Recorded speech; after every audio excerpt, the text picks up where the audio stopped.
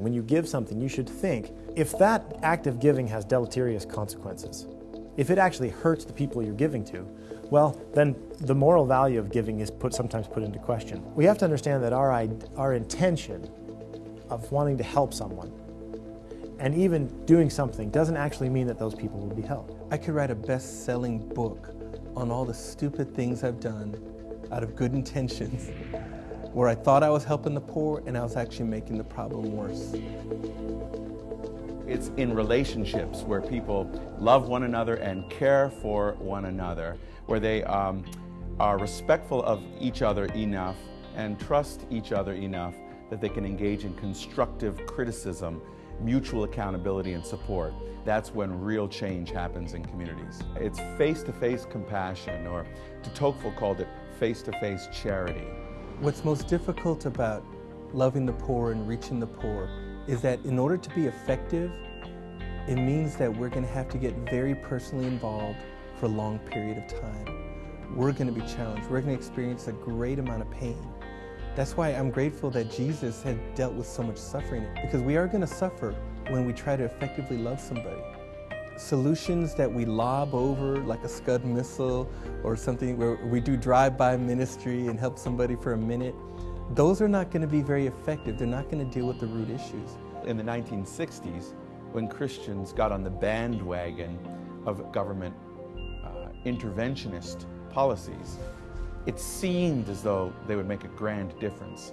It took us until the 80s to realize what happens, especially in urban areas, and how they are devastated by that level of economic intervention.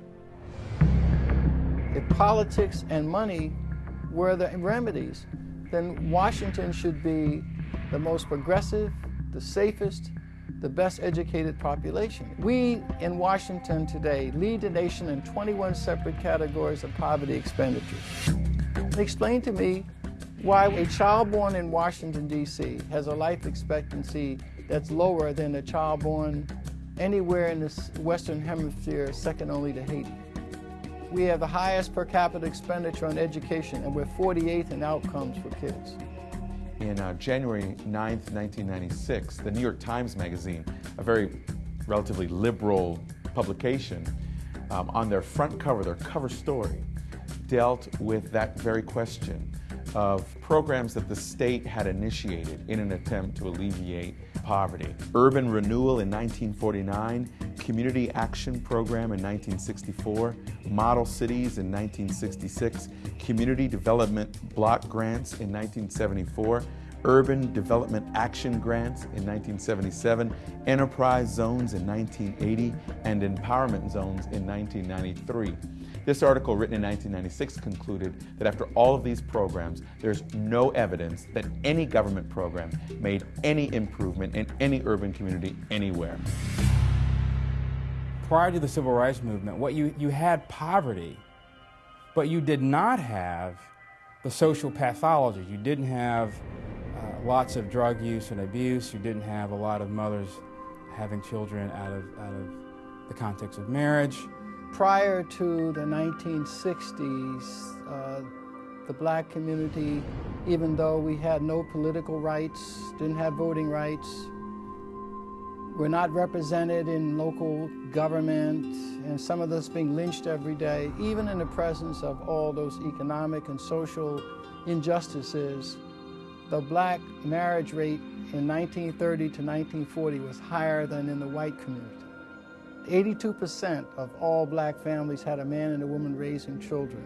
But what happened in 1960, when government intervened with the poverty programs, a major paradigm shift occurred and contributed to the decimation of the family, because welfare policy said if you drop out of school, don't work, have babies, the government will pay you, and the more children you have, the more we'll pay you.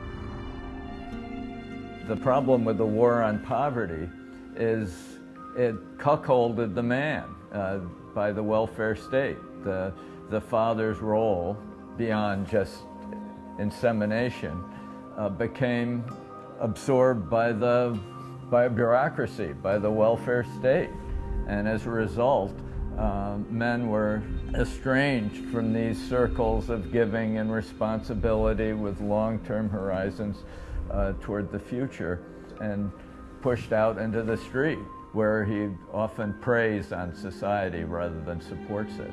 The welfare state usurps his critical role in the family, and thus renders the man dispensable. And he responds by attacking the society. Work and labor ennoble people and give people dignity, give them a sense of value, accomplishment, achievement, and that adds to who people are as human persons created in the image of God. And often what governments do is they rob from people that sense of personal work, responsibility, and dignity and value. A lot of people who are living and working among the poor tend to think about how the poor have been oppressed. And those are things that are important to look at. Period, they're important. There's another side. There are reasons for poverty that I'd say they're counterintuitive, or they're just hidden, and they're not things that you would think of.